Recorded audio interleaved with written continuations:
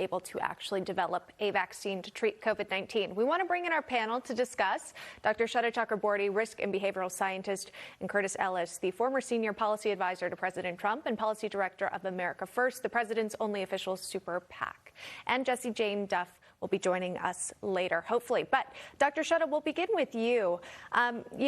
All of these doctors are being asked questions about how to safely reopen, Dr. Fauci specifically, and he referred again to the CDC's guidelines of waiting for that 14-day period where we see the state's numbers of coronavirus cases to continue to decline.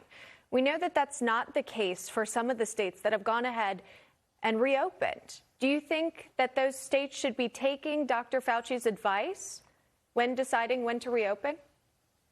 The best the federal government can do is provide the guidelines, and then it really is up to the states to then do the cost-benefit analysis and compare where they are with the actual community-based transmission against the cost of keeping the lockdown in place. That trade-off is going to be really critical, and those decisions need to be made at a local level. But should generally guidelines from the federal level be followed? Absolutely. And I think we heard it directly in this very transparent public hearing, which is really important, again, for the American public to understand what the best scientific evidence is that is driving the policies from top down. And then that can also help really come up with the critical conversations that engage the public at that local level to maybe help their policymakers then engage with them more and make the decisions that make the most sense for unique communities across America. Because there are places that are really suffering from the lockdowns, and there are places that are really suffering from primary health impacts. And we really need to recognize that these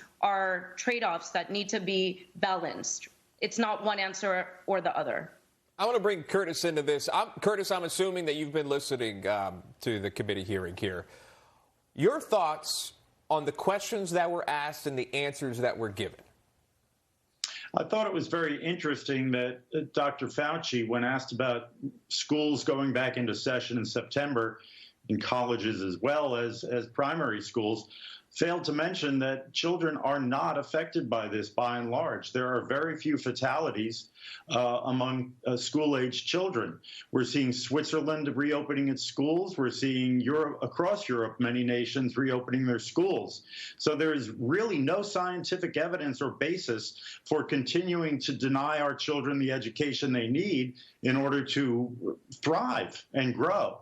Also interesting is this fixation on testing and then the guideline that you can't reopen the economy unless you see a 2-week decline in number of new cases.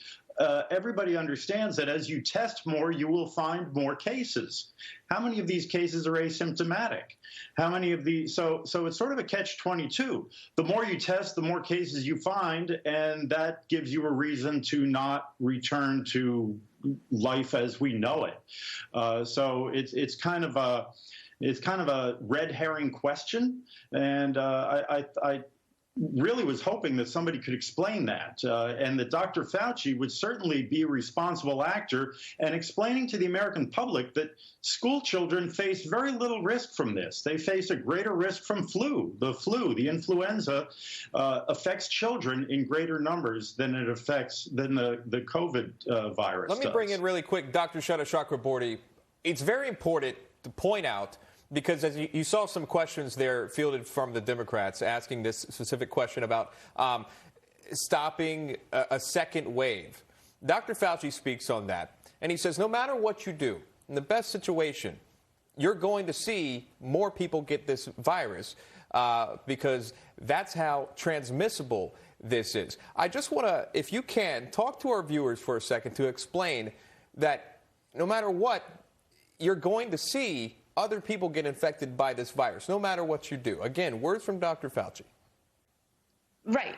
This virus isn't going anywhere. It's going to take its place among the many different pathogens that we coexist with. We've known that pretty much early on. And so it's something that we have to learn to adapt to, and we have to do our best to reach immunity towards, natural immunity or through a vaccine. That's not going to be for some time. That's very clear.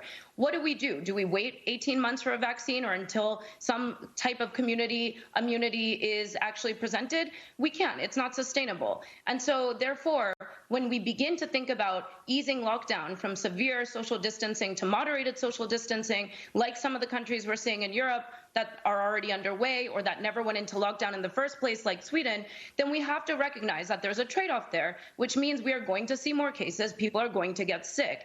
But what was really interesting coming out of the testimony, what I heard was that there is that recognition that we are prepared for that. We recognize that that's coming. We have the public-private partnerships now in place. We have a multidisciplinary, all-government approach in place, and we have the testing ramping up. We have the tracking ramping up, and ultimately the combination of all of that, along with the still continued development towards immunity, needs to move us towards the direction that was very clear coming out of this hearing so far today.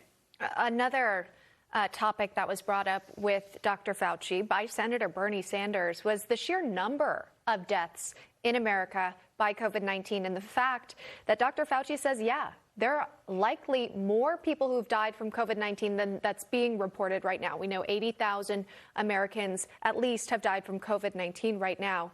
Curtis, to this point, what's your response to this number? Could the higher number that's unknown at this point be more concerning for states who are debating whether or not to reopen? Could this deter them from reopening?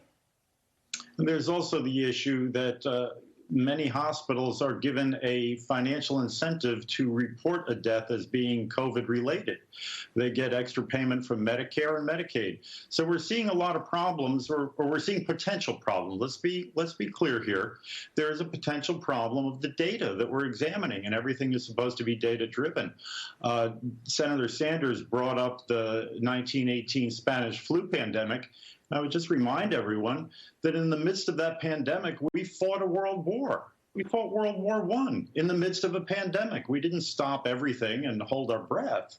And actually, the pandemic ended up killing more Americans than the Kaiser's army. So the question of data integrity is a serious question. On one hand, you talk about possible undercounts, but on the other hand, there is a very real possibility of some overcounts. And what's lost in all of this is the fact that the people who are dying because they're not getting cancer treatments, they're not being diagnosed for cancer, they're not getting their chemotherapy, and they're as well as overdoses, alcoholism, are not being counted at all. Yeah, a lot more to discuss there. Right now, we are going to take a break. We appreciate you joining us, Curtis Ellis and Dr. Shweta Chakraborty. We'll be right back after this.